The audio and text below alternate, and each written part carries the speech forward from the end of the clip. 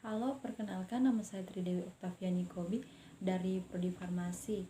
Di sini saya akan menyampaikan materi pembelajaran farmasetika dasar pada tanggal 5 Januari 2021. Nah, materi kali ini terdiri atas dua, yaitu yang pertama pulvis dan pulveres, yang kedua kapsul dan pil. Nah, kita masuk dalam materi yang pertama, yaitu pulvis dan pulveres. Pengertian pulvis dan pulveres. Pulvis atau serbuk adalah campuran kering bahan obat atau zat kimia yang dihaluskan dan ditujukan untuk pemakaian oral atau pemakaian luar. Pulveres atau serbuk bagi adalah serbuk bagi dalam bobot yang kurang lebih sama dan dibungkus dengan bahan pengemas yang cocok untuk 1 kali minum. Bahan penyusun dan prosedur formulasi sediaan. Cara mencampur bahan obat untuk serbuk terdiri atas 4, yaitu yang pertama trituration, mencampurkan bahan obat dalam motir dengan stemper. Yang kedua spatulation, mencampurkan bahan obat langsung di atas kertas. Yang ketiga sifting, cara mencampurkan bahan obat dalam suatu ayakan tertutup. Yang keempat tumbling, cara mencampurkan bahan obat dalam tempat tertutup yang dilengkapi dengan bola logam sebagai penggiling, kemudian digoyang-goyangkan. Pencampuran sediaan pulvis dan pulveres.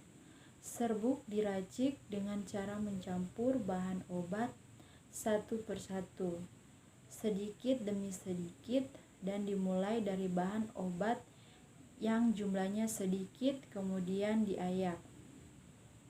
Biasanya menggunakan pengayak nomor 60 dan dicampur lagi. Ada beberapa syarat dalam pencampuran serbuk, diantaranya jangan mencampur obat berkhasiat keras dalam keadaan tidak diencerkan. Kalau dicampurkan dalam keadaan tidak diencerkan, maka obat tersebut akan tertinggal di pori-pori. Jangan mengerus bahan-bahan serbuk dalam jumlah yang banyak sekaligus. Yang ketiga, dalam membuat serbuk lebih baik bila bahan bakunya berjenis kering. Nah, kita masuk dalam materi yang kedua, yaitu kapsul dan pil. Kapsul adalah sediaan padat yang terdiri dari obat dalam cangkang keras atau lunak yang dapat larut. Cangkang umumnya terbuat dari gelatin, tetapi dapat juga terbuat dari pati atau bahan lain. Bentuk kapsul umumnya bulat panjang dengan pangkal dan ujungnya tumpul, tetapi beberapa pabrik membuat kapsul dengan bentuk khusus, misalnya ujungnya lebih runcing atau rata. Berdasarkan bentuknya, kapsul dalam farmasi dibedakan menjadi dua, yaitu kapsul keras atau kapsul Durex hard capsule, kapsul lunak, kapsul moles soft capsule. Keuntungan bentuk sediaan kapsul yaitu bentuk menarik dan praktis, tidak berasa sehingga bisa menutupi rasa dan bau dari obat yang kurang enak, mudah ditelan dan cepat hancur atau larut di dalam perut. Kerugian bentuk sediaan kapsul, tidak bisa untuk zat-zat mudah menguap sebab pori-pori cangkang tidak menahan penguapan.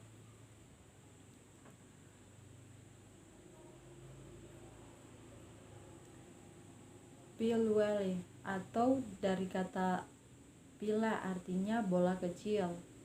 Obat yang berbentuk bundar seperti bola ini bermacam-macam bobotnya dan masing-masing diberi nama tersendiri.